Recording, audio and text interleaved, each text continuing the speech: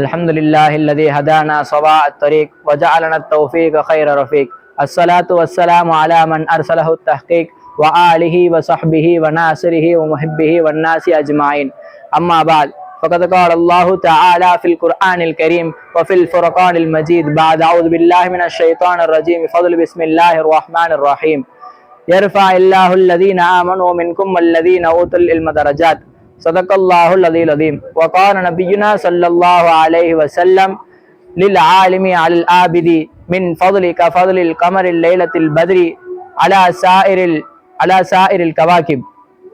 صدق النبي صلى الله عليه وسلم. எனது உரையை ஆரம்பிப்பதற்கு முன்பாக இஸ்லாத்தின் காணிக்கையான சலாத்தினை தெரிவித்துக் கொள்கிறேன். அஸ்ஸலாமு அலைக்கும் வரஹ்மத்துல்லாஹி வபரகாத்துஹு. மூசா அலைஹிஸ்ஸலாம் அவர்கள் கலீமுல்லாவாக இருக்கிறார்கள். அவர்களிடத்தில் ஒரு மனிதர் வந்து இல்மிலே சிறந்தவர் யார் என்பதாக கேட்கும் பொழுது அவர்கள் சற்றும் சிந்திக்காமல் நான் தான் என்பதாக கூறிவிடுவார்கள். அதற்கு அல்லாஹ் தஆலா உடனடியாக அவர்களுக்கு வஹி அறிவிப்பான். அது என்னவென்றால், 2 கடல்கள் ஒன்று சேரும் இடத்திற்கு செல்லுங்கள், அங்கே ஒரு மனிதர் இருப்பார், அவர்களிடத்திலே நீங்கள் போய் பாருங்கள், அவர்களை நீங்கள் போய் பாருங்கள் என்பதாக கூறுவான். உடனடியாக புறப்பட்டு செல்வார்கள். அந்த இடத்திலே ஹிதுர் அலைஹிஸ்ஸலாம் அவர்கள் இருப்பார்கள். அந்த இல்மை பெற்று சிறப்படைந்த ஹிதுர் அலைஹிஸ்ஸலாம் அவர்களை போல உள்ள ஆலிம்களை பற்றி தான் நான் இங்கு பேச வந்துள்ளேன். அல்லாஹ் தஆலா குர்ஆனிலே கூறுகிறான், யர்ஃபா இல்லாஹுல்லதீன ஆமனூ மின்கும் வல்லதீன ஊதுல் இல்ம தரஜாத். உங்களில் ஈமான் கொண்டவர்களை விட இல்மு கொடுக்கப்பட்டவர்களுடைய அந்தஸ்தை நான் உயர்த்துகிறேன் என்பதாக அல்லாஹ் தஆலா தன்னுடைய திருமறையிலே கூறுகிறான்.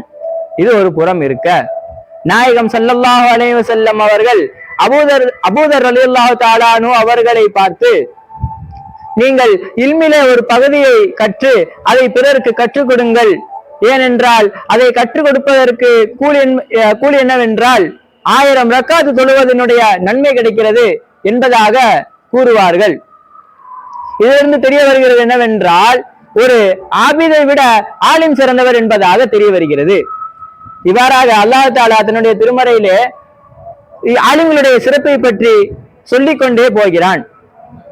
மேலும் நாயகம் ஸல்லல்லாஹு அலைஹி வஸல்லம் அவர்கள் இந்த ஆலிமுடைய சிறப்பை கூறுகையில், லில் ஆலிமி அல் ஆபிதி மின் ஃபضل கஃضل கமரில் லைலத்தில் பத்ரி அலா சாயிரில் கவாகிப்.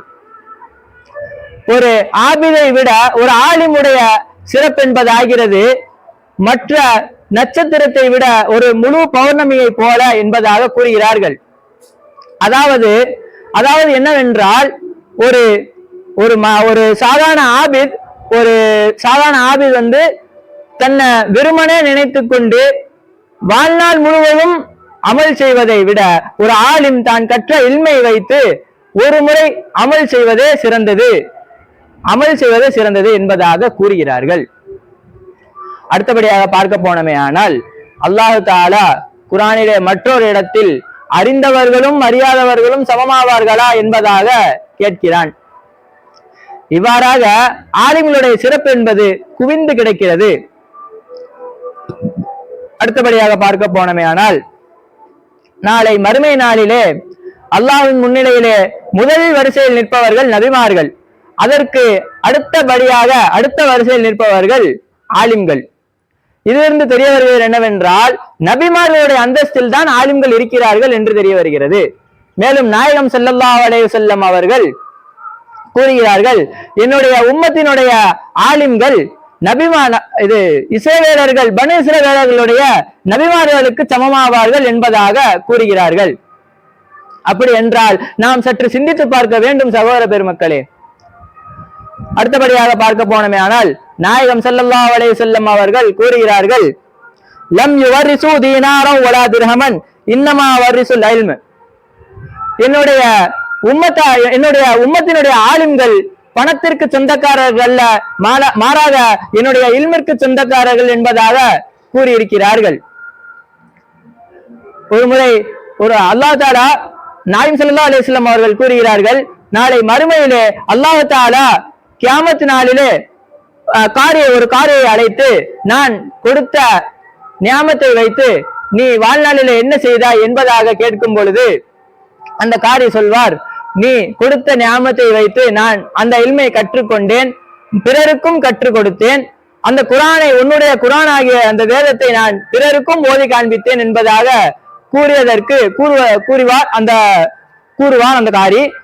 அதற்கு அல்லாஹ் தஆலா, இல்லை நீ பொய் சொல்கிறாய், நீ உன்னை காரி என்று சொல்ல வேண்டும் என்பதற்காக தான் நீ இவ்வாறு செய்தாய், எனவே அவ்வாறு சொல்லப்பட்டு விட்டது, எனவே உன்னுடைய அந்த காரி என்ற பட்டம் அந்த உலகத்திலேயே முடிந்து விட்டது, இந்த கியாமத் நாளிலே எந்த ஒரு கூலியும் கிடையாது, எனவே நீ நரகத்திற்கு செல் என்பதாக கூறுவான்.